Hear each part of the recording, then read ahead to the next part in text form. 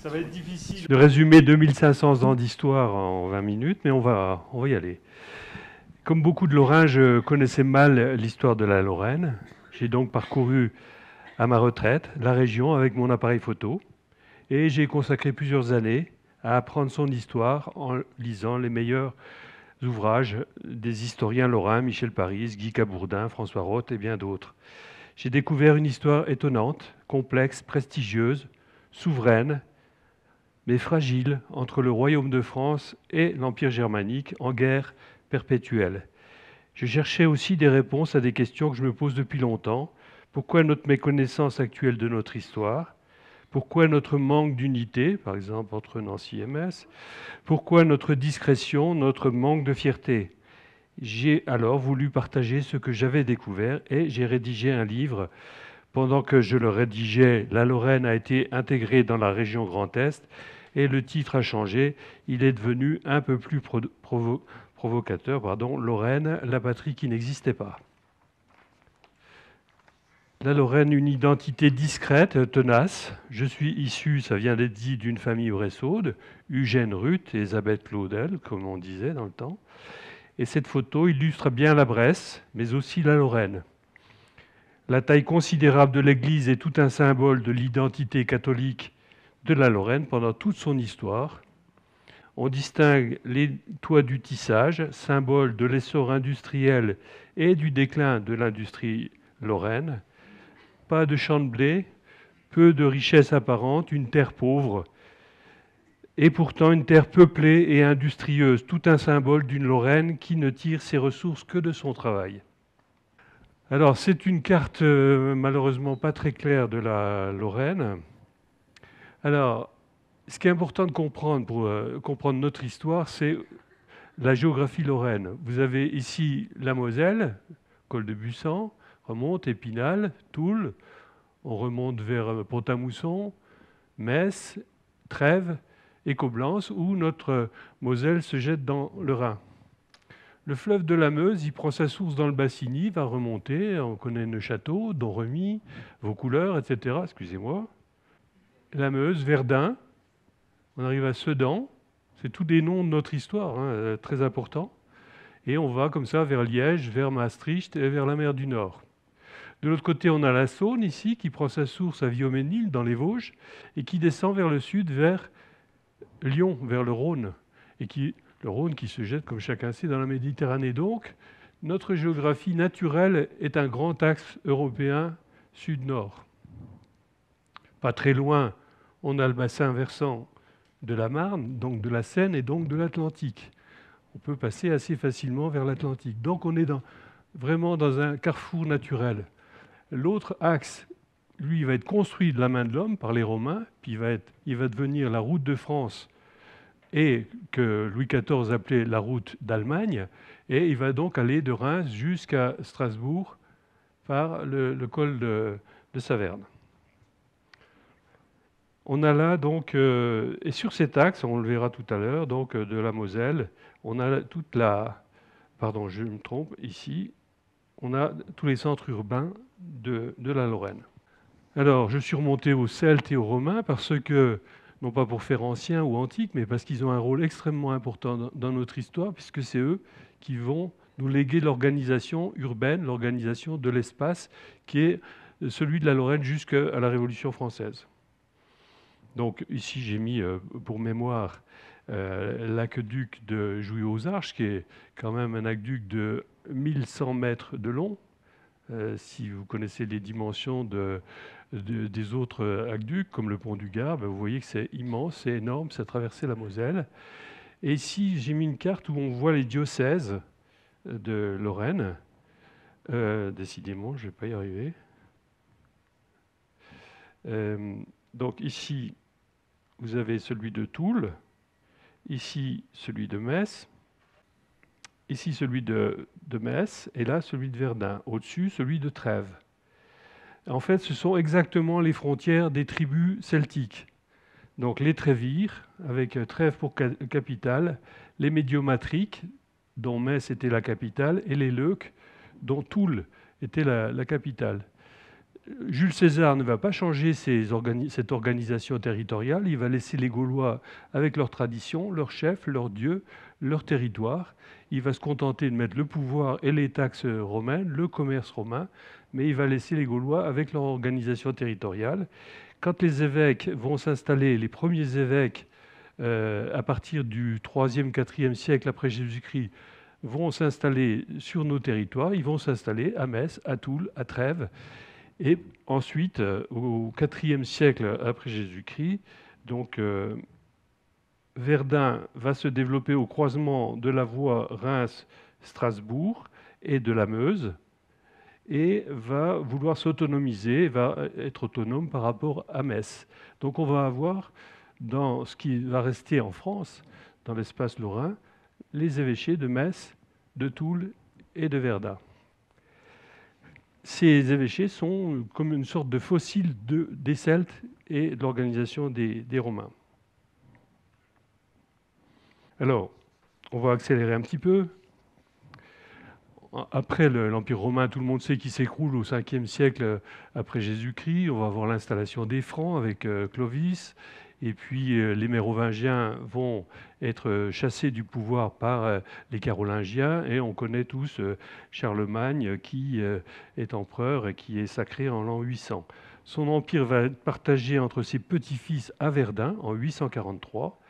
Et Lothaire II, arrière-petit-fils de Charlemagne, devient roi d'un territoire qui s'étend ici de la Bourgogne jusqu'à la mer du Nord, toujours dans cet axe sud-nord. Alors, le royaume de Lothaire, on va l'appeler, on parle en allemand, hein, la langue des Francs n'est pas le français. La langue des Francs, c'est le plate, c'est une langue germanique. Donc, on va appeler ce royaume Lotharingen, le royaume de Lothaire. On va traduire ce mot en roman et ça va donner Lotheren, Loheren, Lorraine. Donc notre nom de Lorraine est issu directement de la langue germanique. Cette Lotharingie va être conquise par le roi de Germanie en 925. Elle devient un vaste duché de l'Empire germanique et nous voilà dans l'Empire germanique pour 6 siècles. Cette appartenance au monde germanique, c'est un tabou de l'histoire de France. Parce qu'à l'époque des guerres, en particulier de la Grande Guerre, il n'était pas question que qui que ce soit, en particulier un Lorrain, se reconnaisse comme allemand ou comme ayant quelque chose à voir avec l'Allemagne.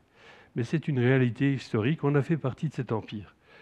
En 959, la Lotharingie est divisée en 2 duchés, c'est trop gros, il y a trop de révoltes, c'est difficile à gérer, et on sépare la Basse-Lorraine, dans l'axe de la Meuse, et la Haute-Lorraine, c'est-à-dire l'axe de la Moselle. La Basse-Lorraine va perdre son nom. On connaît un de ses ducs très célèbres, c'est Godefroy de Bouillon, qui était duc de Basse-Lorraine. Elle perd son nom et les différentes parties de cette Basse-Lorraine vont devenir le Brabant, l'Hainaut, etc., en Belgique actuelle. Et seule la Haute-Lorraine gardera le nom de duché de Lorraine. On arrive à la Lorraine médiévale. Les empereurs germaniques donc, se méfient des ducs et limitent leur puissance en confiant de vastes territoires aux évêques.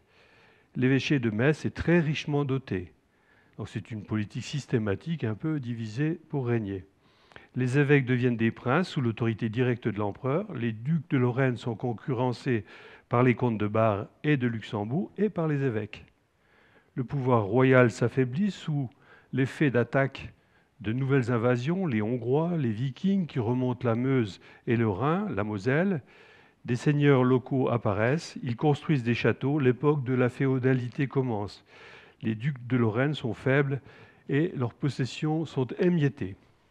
Alors, autre regard sur la Lorraine, qu'est-ce qu'ils vont faire les ducs? Ils vont à tout prix, à toute force, vouloir organiser leur territoire qui est faible, qui est émietté, ils vont vouloir le renforcer. Ici, vous avez 2 personnages de notre histoire. Le duc Antoine, c'est lui qui va obtenir l'indépendance de la Lorraine, la souveraineté de l'indépendance de l'empereur Charles Quint. À partir de lui, la Lorraine devient un État souverain. Et celui qui est à côté, il est très connu, c'est Charles III. Il est, il est monté là. C'est une statue équestre qu'on trouve au musée lorrain. Alors, on a un épisode quand même assez important de notre histoire, c'est l'héritage de René d'Anjou, qui devient duc de Bar, puis duc de Lorraine, et qui va se trouver mêlé à la guerre de Cent Ans et aux guerres avec la Bourgogne. Elle se termine en 1477 par la victoire de René II, petit-fils de René d'Anjou. Charles le Téméraire, le duc de Bourgogne, est tué devant Nancy. Le fils de René II, Antoine, obtient de l'empereur la souveraineté en 1542. La Lorraine est désormais un État européen reconnu par un traité international. Mais ça ne traîne pas. 10 ans après, en 1552, le roi de France, Henri II, s'empare de Metz, de Toul et de Verdun, aux trois évêchés. Vous voyez pourquoi il est utile de remonter aux Celtes et aux premiers évêchés, parce que c'est l'organisation lorraine. Et le roi de France, en mettant la main sur ces évêchés, va faire un vrai coup de force et va mettre plus que le pied au travers de la porte lorraine. L'administration royale va grignoter peu à peu les institutions particulières de Metz, de Toul et de Verdun, puis le domaine temporel des évêques sera annexé et intégré comme province royale, ce qu'on va appeler en France les trois évêchés. Il y a désormais deux Lorraines divisées, une royale avec Metz pour capitale et une ducale avec Nancy pour capitale. Les rois, puis la Révolution sauront utiliser ces divisions, toujours le principe diviser pour régner. On arrive à une période terrible de notre histoire. Un vitrail de l'église de la Bresse en est un signe tangible, puisque dans les 4 destructions de la Bresse, l'une se passe dans cette époque-là, donc au XVIe siècle. Au départ, la guerre de 30 ans, 1618-1648, c'est une guerre de religion dans l'Empire germanique. Elle part de la rébellion des protestants tchèques, et puis par le jeu des alliances, etc. La guerre s'étend à tout l'Empire allemand. Richelieu s'en mêle, le roi de Suède s'en mêle, et cette guerre devient européenne. La politique de Richelieu est de profiter de cette guerre pour abaisser l'Autriche. C'est son terme.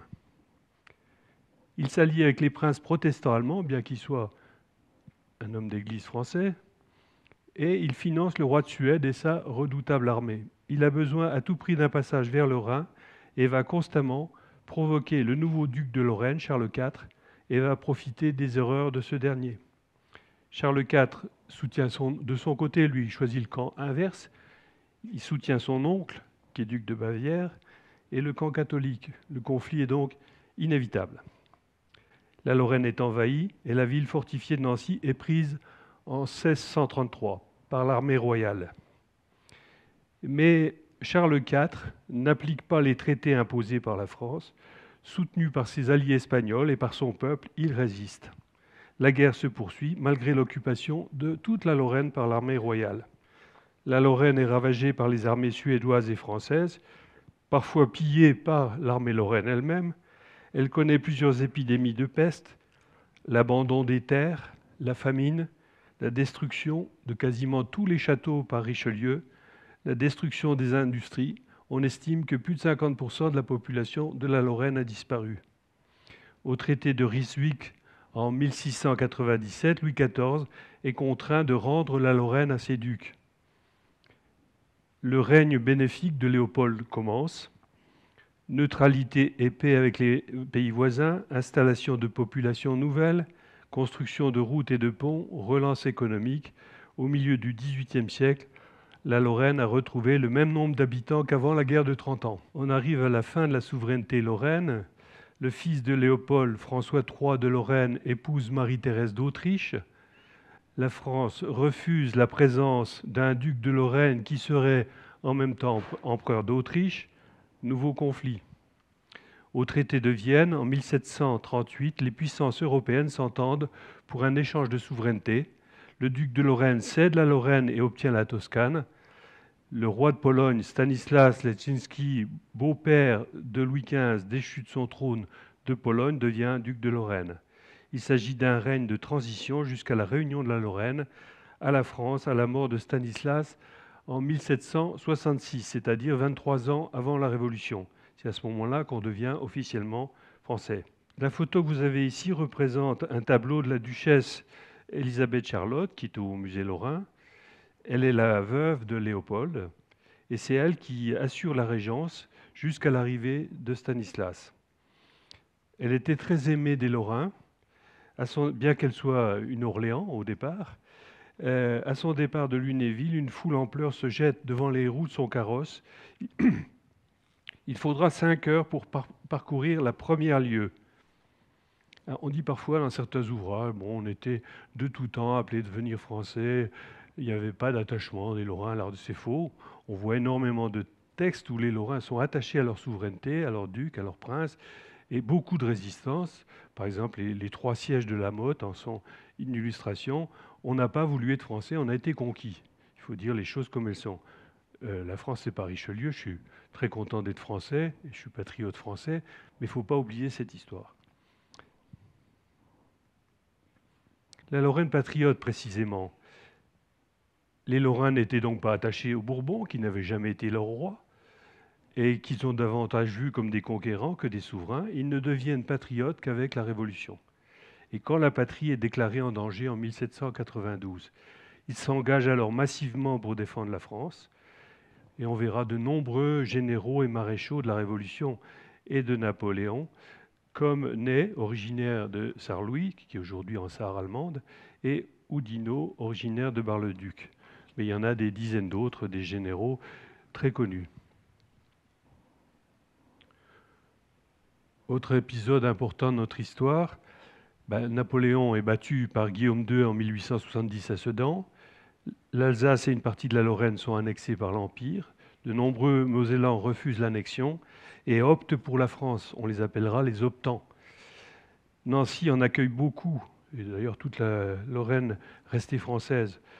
Et Nancy connaît un essor extraordinaire, donc ça pousse comme un champignon à Nancy. De leur côté, les Lorrains annexés, surtout ceux de langue française, résistent à la germanisation. En revanche, dans la partie germanophone, puisqu'on parlait un peu la même langue que les Allemands, on s'assimile un petit peu, tout doucement, dans l'Empire. Donc 2 évolutions différentes dans la Moselle selon qu'on est dans la région francophone ou dans la région germanophone. Les hommes sont enrôlés dans l'armée allemande, ils combattront surtout les Russes, mais après la paix entre Allemands et bolcheviks, ils seront envoyés sur le front français où ils se trouveront face aux Anglais et aux Français. Alors ici, sur cette carte postale, vous voyez le père. Ils sont de chaque côté du poteau qui marquait les limites de l'Empire germanique. Vous voyez d'un côté un soldat français ou officier français, il a une médaille, et de l'autre côté, également un militaire, mais avec l'uniforme allemand, également une médaille. Et le troisième, il est encore civil, il n'est pas encore engagé. On ne sait pas de quel côté il veut aller, puisqu'on n'a pas la date de la carte postale. Est-ce que c'est en 1918? Est-ce que la guerre est commencée? On n'en sait rien. Puisqu'il y a le poteau de l'Empire germanique, on peut supposer qu'il est destiné à devenir soldat allemand. Bon, je ne vais pas trop insister sur les guerres, puisqu'on sort des cérémonies du centenaire de la guerre 14-18, mais la différence entre tous les pays de France ont eu leurs enfants tués, leurs hommes tués à Douaumont, au chemin des Dames, etc. La différence, c'est que de la mer du Nord jusqu'aux Vosges, les combats ils sont passés ici. Et vous ne pouvez pas faire un pas en Lorraine sans tomber sur un cimetière, sur un monument, sur quelque chose qui rappelle cette mémoire-là. Tout partout. Et pas seulement à Douaumont, aux Éparges. Si vous allez au sud de Verdun, les cimetières sont français. Vous allez à Danvillers au nord, les cimetières sont allemands. Toute notre terre est marquée. Et il y a certains endroits dans la région de Verdun ou des Éparges, vous avez l'impression d'être sur la Lune, tellement vous êtes au milieu de cratères. On a fait pousser du bois parce qu'aucune culture ne pouvait être faite sur des terrains qui étaient bourrés d'arsenic, de poudre, de gaz toxiques, etc. Ça, c'est notre terre. C'est pas les Alpes de Haute-Provence ou la Normandie, ça s'est passé chez nous. Et puis ici, c'est un signe que j'ai vécu moi-même quand j'étais enfant ici. Le monument du Pré de l'Orme, tout le monde le connaît. Là, on n'est plus dans la même guerre. On est dans la Deuxième Guerre mondiale. Un mot sur l'industrie lourde qui joue un rôle considérable dans notre histoire. À une certaine époque, on a parlé de Texas-Lorrain. On fait venir on manque de main-d'œuvre, on fait venir des Italiens, des mineurs polonais, des Allemands, des Belges, des Maghrébins. Et ces bassins-là deviennent des melting pots internationaux. Ensuite, ce minerai, la minette de Lorraine, est concurrencée par les minerais brésiliens. La sidérurgie se déplace sur l'eau, comme on dit à Dunkerque et à Fos, et nos fourneaux s'éteignent et les mines de charbon se ferment une à une. À présent, de nombreux Lorrains travaillent quotidiennement au Luxembourg et en Allemagne. La Lorraine devient une réserve de main-d'œuvre pour ses voisins du Nord. Cette histoire industrielle fait aujourd'hui de la population lorraine un melting pot international et une région à l'identité composite. C'est une réalité et ça peut être une ressource en termes de diversité, de création et de projet. Alors ça, c'est le livre que j'ai écrit sur toute cette histoire. Je l'ai écrit avec beaucoup de passion, avec aussi mon cœur. Nous avons le choix vis-à-vis de notre histoire. On l'oublie, on considère que c'est du passé, on passe à autre chose. Même le nom, Lorraine, a disparu de la liste des collectivités françaises. Ou bien on porte notre héritage comme un patrimoine utile vis-à-vis de la mondialisation, une identité composite, internationale, ouverte, par sa position de carrefour et la composition de sa population, par son histoire européenne, de bout en bout européenne. La Lorraine peut être une mémoire vivante, ouverte sur le monde, porteuse de fierté, de dynamisme et d'ambition. Je vous remercie de votre attention.